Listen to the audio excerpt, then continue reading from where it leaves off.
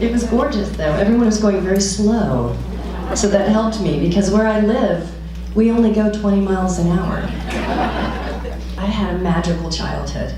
I grew up in the suburban area of Virginia, and my dad was a baker, and my grandfather was a baker, and my uncles were bakers. Brenner's Bakery in Alexandria, Virginia, if you ever were there. It was there for 75 years.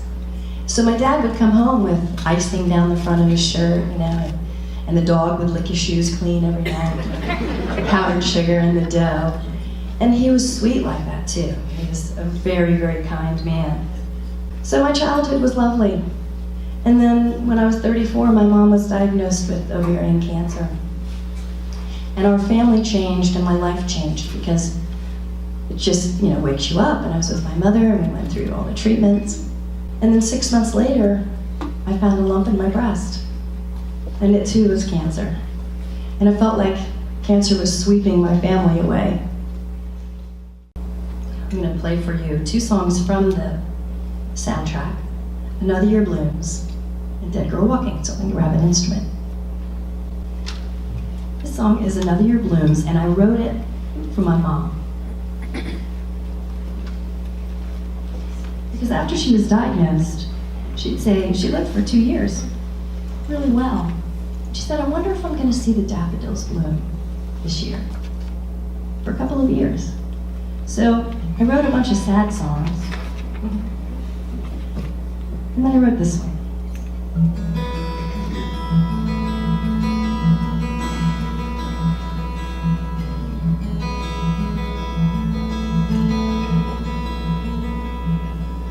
My garden in springtime returns you to me in heavenly hues that could make the living weep. The earthly fragrance of a rose fades from me with each season grows. Something new, another year blooms.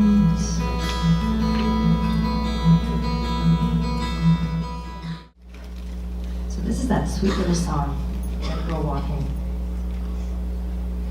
And I wanted to say what it was like. It sounds kind of harsh, that title. But at the end of the day, maybe we're all dead girls walking. Because none of us get out of here alive, right? So we're all walking, you know, this road. Sometimes it's fearful, you know. A lot of times it's beautiful. So I'll bring you safely back home at the end of this song.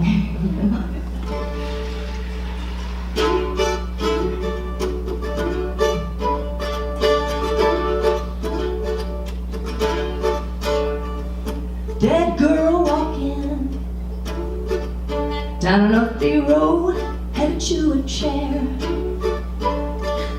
Dread comes knocking, and I'm racking my brain for one good prayer. Dead girl walking, dropped down in a basement nightmare, with ivies and TVs squawking, and balding heads fight to spare. Tragedy happens every day. This fear I carry has many names.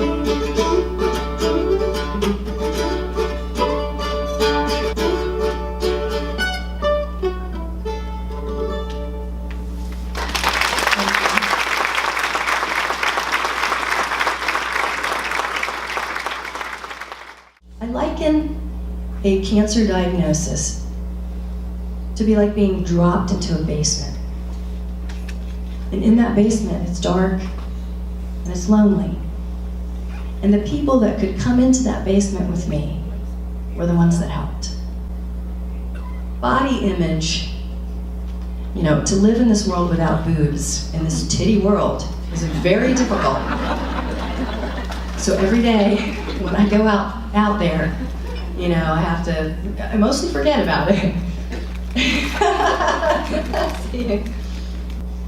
There's plenty to worry about during cancer, but there's something else to consider. And people call me insanely positive. I'm definitely the glass is half full, the glass is overflowing kind of person. So for me, it was, how is this good? How is this experience going to make my life better? Mostly we're here to help each other. We're choosing to live while we're alive because you're here today. You're choosing to be alive and be a part of a community. It's really special.